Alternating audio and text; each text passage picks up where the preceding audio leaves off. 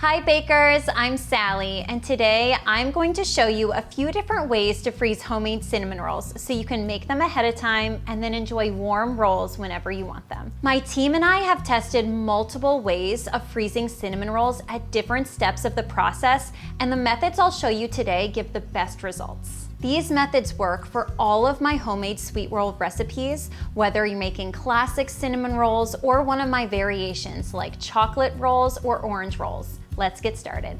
The first method I'll show you is freezing the cinnamon rolls right after you shape them before they have their second rise. The rolls will need to have their second rise after thawing before you can bake them. I made this dough earlier and I punched it down after it rose, and then I rolled it out, filled it with butter and brown sugar and cinnamon, and I cut them into rolls. And now I'm placing them in my greased baking dish. Make sure that the dish you're using is freezer safe. This is a Pyrex glass pan. You could also use a disposable aluminum pan. A Pyrex dish like this is freezer safe and oven ready, so no need to transfer. My preference for all of the methods that I'm going to show you is this one, which is why I'm showing it to you first. I find they taste the freshest because they rise right before baking. If I were going to bake these today, I would let them rise now before baking for about an hour until they're nice and puffy.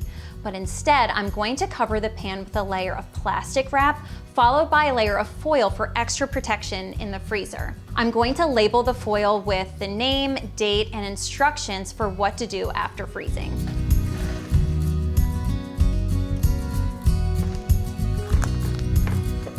These are cinnamon rolls. I'm going to write the date 3 months from now, and then just some brief instructions for myself. Thaw in the refrigerator, then rise at room temperature for 1.5 to 2 hours.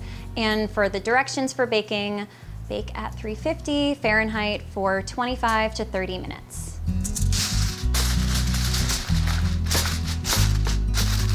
Okay, now they're ready to go in the freezer.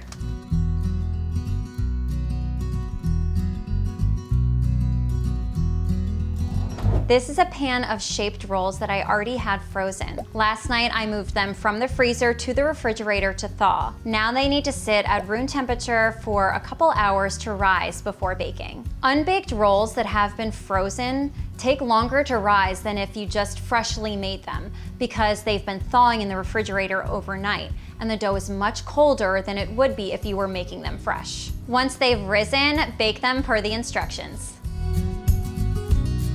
The second method I'll show you is parbaking the cinnamon rolls for just 10 minutes, letting them cool, and then freezing them. This method takes a little more planning and timing up front, but you don't have to wait as long for them to rise after thawing and before baking. The rolls in front of me here, I par-baked them for 10 minutes. I've let them cool completely, and now I'm going to cover the baking pan the same exact way, a layer of plastic wrap and a layer of labeled foil. Label with the instructions, so these are cinnamon rolls, par-baked, the date 3 months from now, thaw in the refrigerator, and bake at 350 degrees for just 15 to 20 minutes. All right, these par-baked rolls are ready to freeze.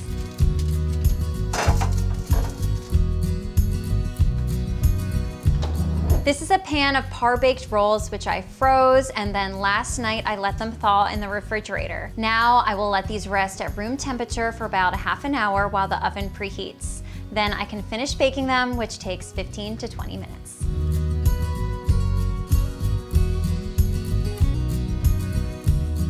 The final method is freezing fully baked cinnamon rolls. This way takes the most time up front because you essentially make the recipe all the way through, but the least amount of time the day you plan to serve them. This is a batch of fully baked cinnamon rolls that was frozen, and then I thawed them in the refrigerator overnight.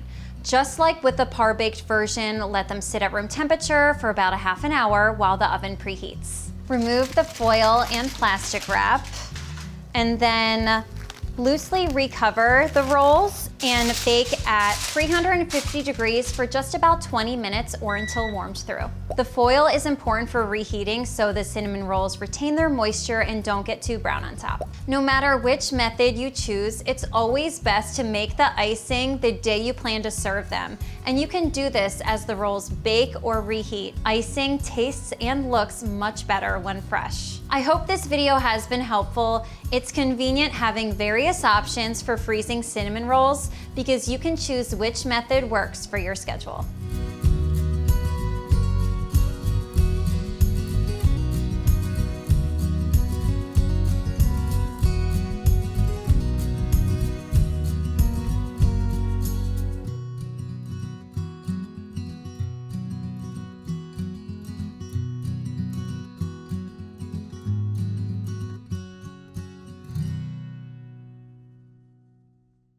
Thank you so much for watching. I hope you feel inspired to try a new baking recipe today. Head over to my website for the full written recipe and all of my success tips. You can also ask a question right there on the recipe page, and my team and I will be happy to answer.